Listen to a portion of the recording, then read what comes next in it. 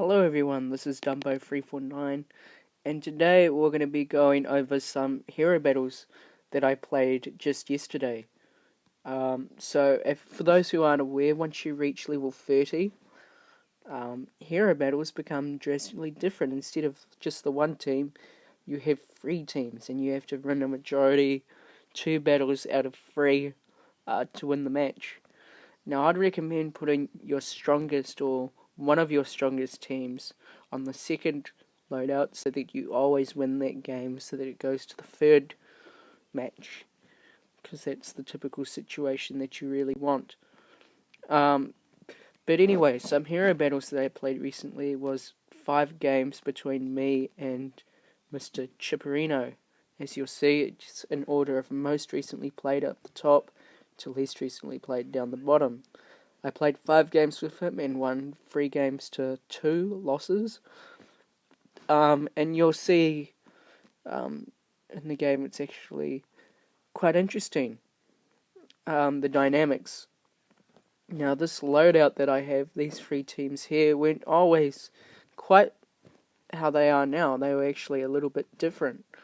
So when we go to hero battles,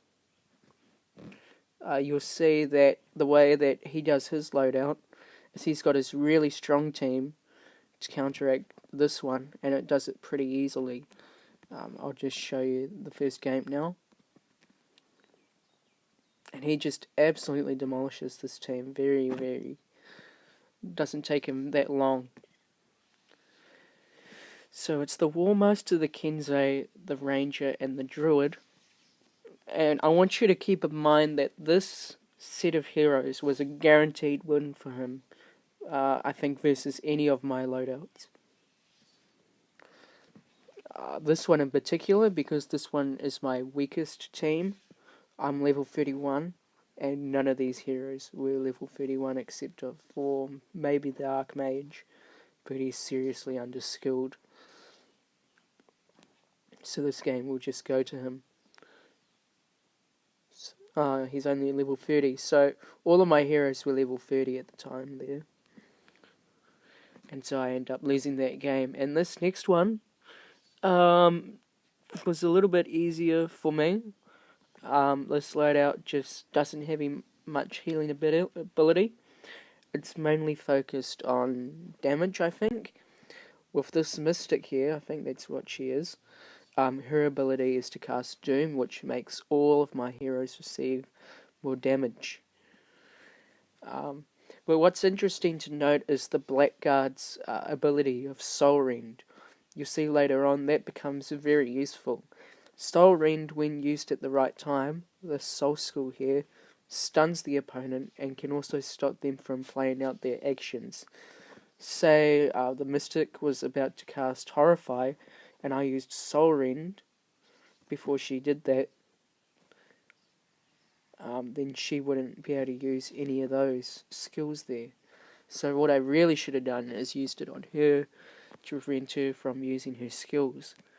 But thankfully enough, I'm doing just fine with my 4 heroes here versus 1, so it didn't really matter.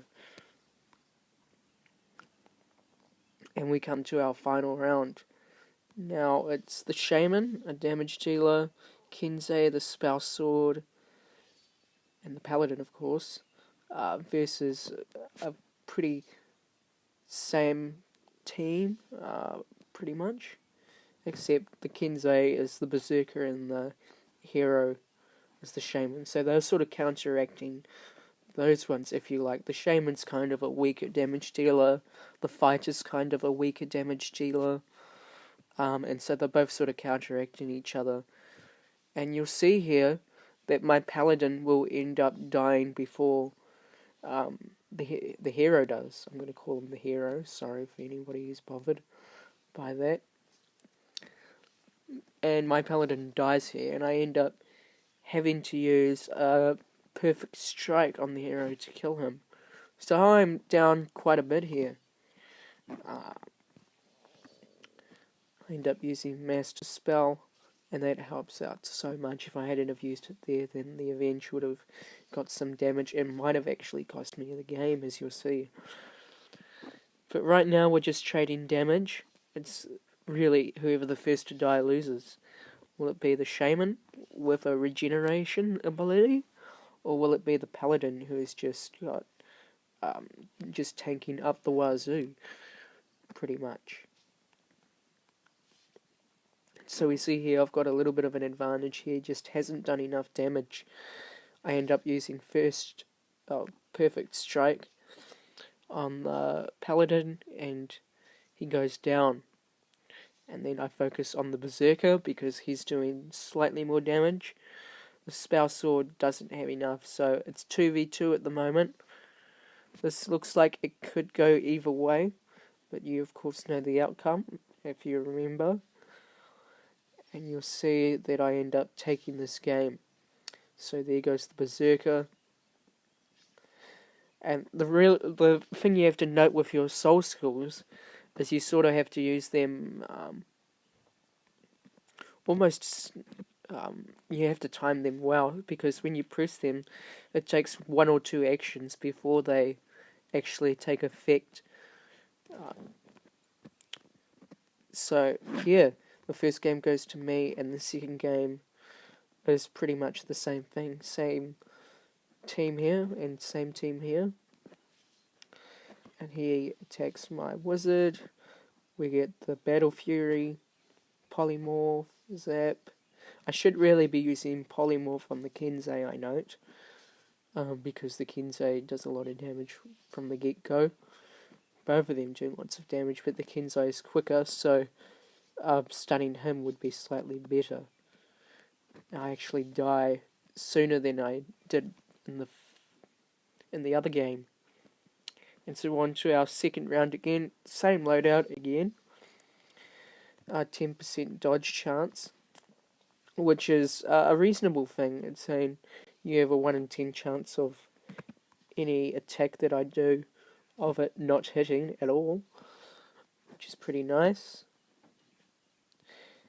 And the Fletcher is strong against weak characters such as the Templar, because it's got a passive skill that is, if the opponent is down to less than 40% health, it does an increased damage proportional to 45%, I think. So that's why I use Swarm of Arrows here, hoping to get a bit of extra damage. Fortunately, it was not the case. We see I'm going to take this game pretty shortly.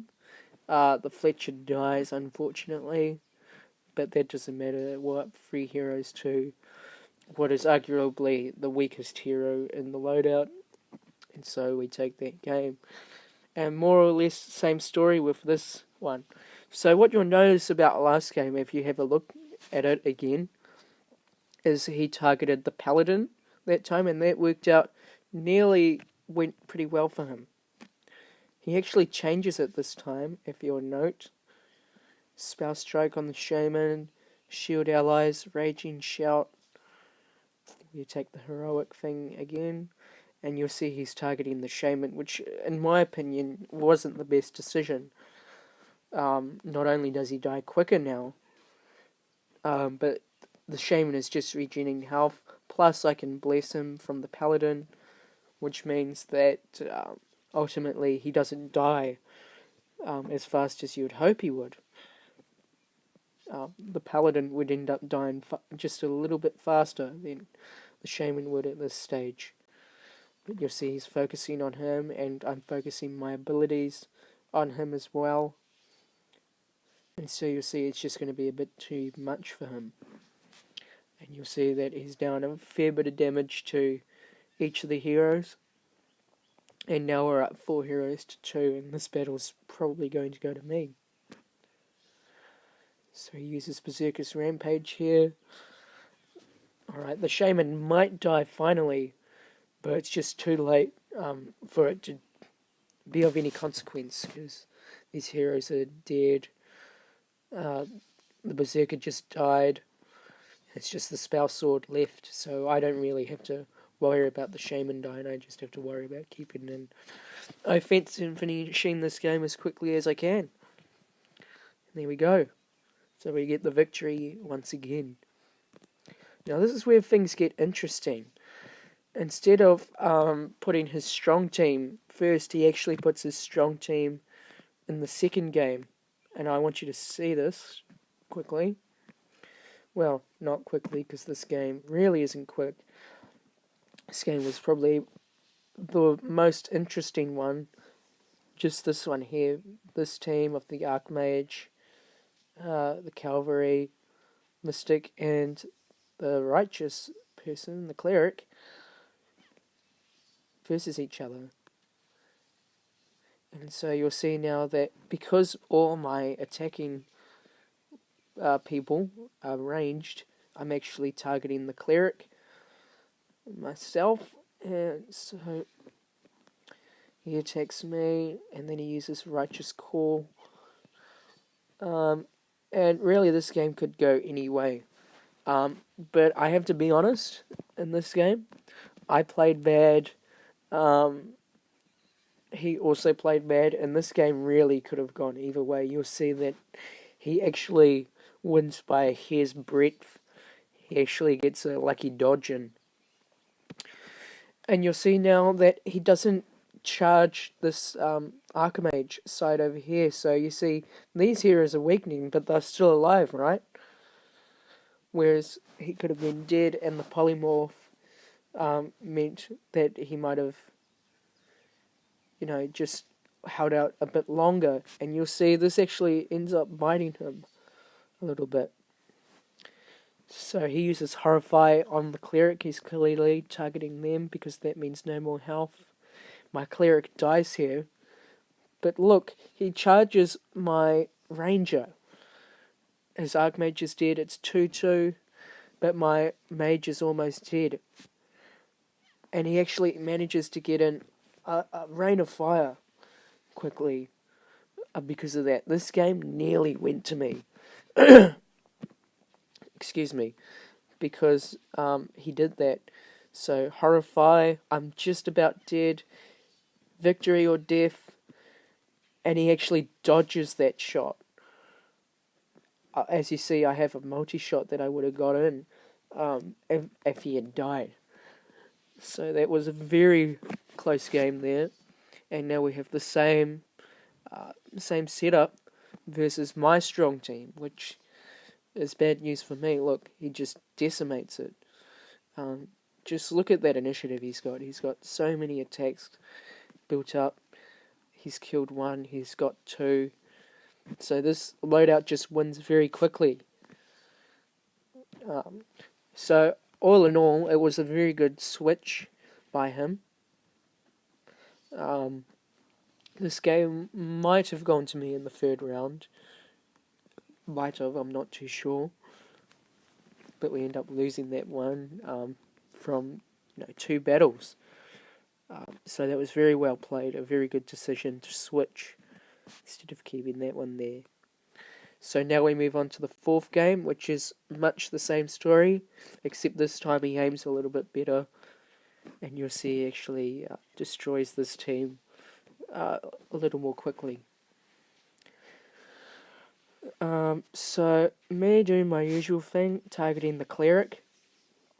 Cleric's down to, I want to say, just over half health.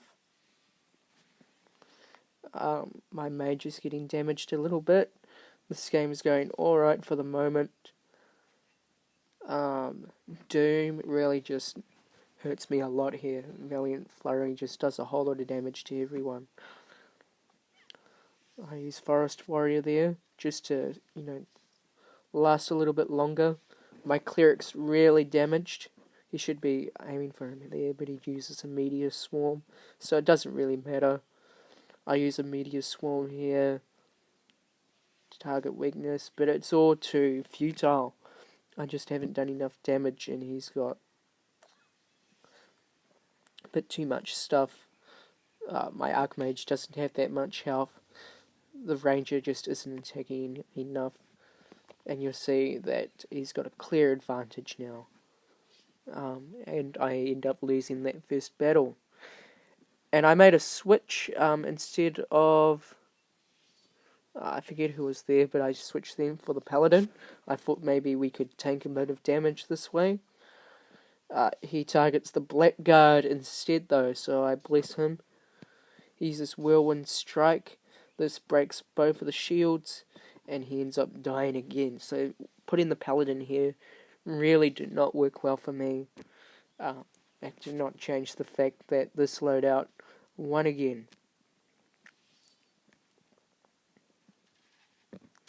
So he's going to end up taking this again. And you'll see here, he actually changes this loadout here to, I think, the third team. His third team, which I think was a poor decision. You never want to put your strongest team last, because then you have to assume that you have to win one of those games with one of your lesser stronger teams. And you don't get that pressure on, you might end up losing two games to none. You might end up losing just 2 games, and it might just go to you. But he makes a fatal mistake in this final game of switching his second powerful team for his hero, spell sword, berserker. Oh no, I think it's the cleric and the paladin. And you'll see that he puts up a very valiant fight, but it just isn't enough to make it to the third round. So right now it's the same thing, except instead of the cleric we've got the berserker, so we're going for a bit more damage this time. He's decided, I could put the cleric somewhere more useful. But you'll see this turns out to bite him. So he ends up killing my mage right off the bat, pretty much. But he has to make it through this forest warrior paladin combo for this to do damage, for his berserker to do damage, and they're just tanking so much damage over here that it doesn't really matter. So, feisty hit from the berserker, 2 feisty hits from the berserker. This looks like it could go to him this game. It really does. It could be anyone's game. It just means you have to play really smart. And I polymorph the berserker to get a little less damage, and I go after him because he's doing a fair bit of damage. He uses Crushing Fist on the Archmage. He's trying to get rid of that bit of damage there, and he actually succeeds. This game could go to him. What I really should be doing is I should be aiming for the Archmage here. As you'll see, he gets in a Crushing Fist when he didn't have to. Even using the Concussive Shot on him would have been better. And you'll see this game could go to him, could go either way, but it looks like I have just a bit of initiative here. And that multi-shot saves me from whatever the Archmage could do. And now we're left with our 2 tanks, and the Mystic just doesn't do enough damage to be useful here. And so we end up taking the first game by almost a hair's breadth. And he changes the cleric into this loadout instead of the berserker. This is quite useful because these two are sort of tanky characters, which means that you're going to get enough time to resurrect them both. So essentially you need enough damage to get through the armor, to get through to this team, so that you can stop the cleric from resurrecting, and the 5-minute mark gets down to around 150 seconds, I think, before the cleric dies. So he actually holds out pretty well.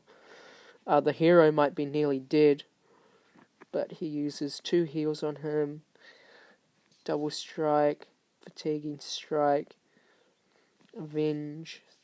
It would really be nice if I had Master Spell, but I don't. And this game ends up...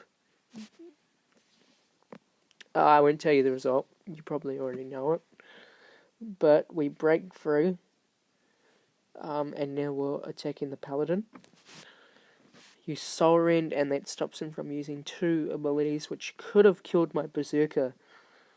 But, we just have a bit longer to survive now. And so now there's the hero, and there's the Paladin. So this resurrect skill is really saving him here. But luckily I can resurrect myself. My soul energy is nearly up to what I like to call a resurrection point. And so I might have one dead, he might have one dead, but I resurrect just slightly before him. This changes the layout a little bit of the attacks you'll see here. You always want to have this here so you can predict what's going to happen next, so you can stun the right people if you like. And so this takes a little while to break through here, these two tanky characters. They're low in health, these two here are low in health. I need to save up my soul energy just in case somebody needs to be resurrected. We attack the first one, and now we're onto the paladin, who's a little bit weak. But Bloodbath ends up killing him and gives a little bit of health to the berserker for his energy. And you'll see here that he just quits after the cleric is defeated, because that's pretty much 2 wins to me. There's no way I was going to lose that position there. Spell Sword versus 4 reasonably strong characters. Yeah, don't think he's going to win there. So we end up taking that game. And then, of course, I played Zach from Ninjakiwi. He's an actual Ninjakiwi employee. I was talking to him afterwards about it. So we'll just go through this really quickly. He's got a really strong team. He knew what he was doing. He's developed the game, so you'd expect so. But one thing I noticed, and I asked him about this, is why does everybody put their Templar in the front? Doesn't that sort of defeat the purpose of his soul skill? I asked him. He said, yeah, it kind of does, actually. But the reason that they always put them in the front is because he's just a really good tank. He's got a lot of health, and so it takes a little while to kill him. If you kill anybody else, then you can just use Divine Intervention to get them back to health, bring them back to life again. But yeah, as you can see, he's really going to attack this team here. Use block, bless, and I try and tank my life away, as it were. But it just doesn't work out. He's just too strong with the Archmage, the Warlock, and the Templar combo. Just doesn't work out well for me. And he ends up taking that game.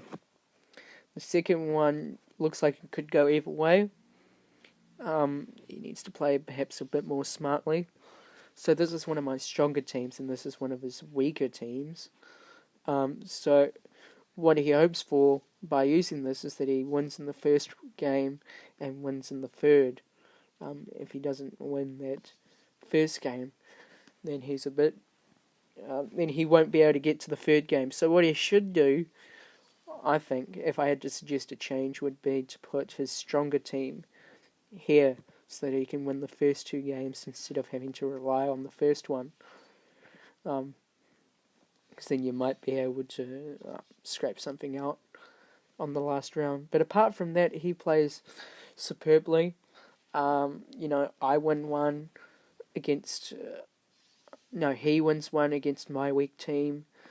I win one against his weak team. We both managed to convert games that we could win. And ultimately it just comes down to the last game, as you'll see after this game here. He lasts out, but I get a critical, and that finishes that round. And now we'll see very high damage from the Kensei, and he puts his Necromancer in front, which is a good tank when he has the magic jar, which means you kill him, and he comes back to life immediately at no cost. It pretty much is an insta-resurrect that happens once per round. I use a power punch on him, and my druid is nearly dead, and he actually targets it with the sorceress. The sorceress is very good, from the behind lines. So he ends up killing my spell sword. Vampiric touch, really hurts me there. So his necromancer's nearly dead. it does die, but as you can see, my healer is too weak for it to really be effective. My soul energy is lacking. I can't use my healing abilities, and so this game pretty much goes to him. As you can see, he's just got too much initiative. There's no way the shaman can regen in time, and he dies. I use a perfect strike, blade slash, and an inner focus, but that's pretty much the end of me there. Lightning strike, prismatic spear, and then I end up losing that game. We'll put it down to the fact that he's level 32. Alright, so those were 6 very good games I played in Hero Battles. I hope anybody who watches this video gets a little bit out of it from a strategic point, and hopefully I'll upload some more Tower Keepers shortly. Stay tuned, everyone. Thank you.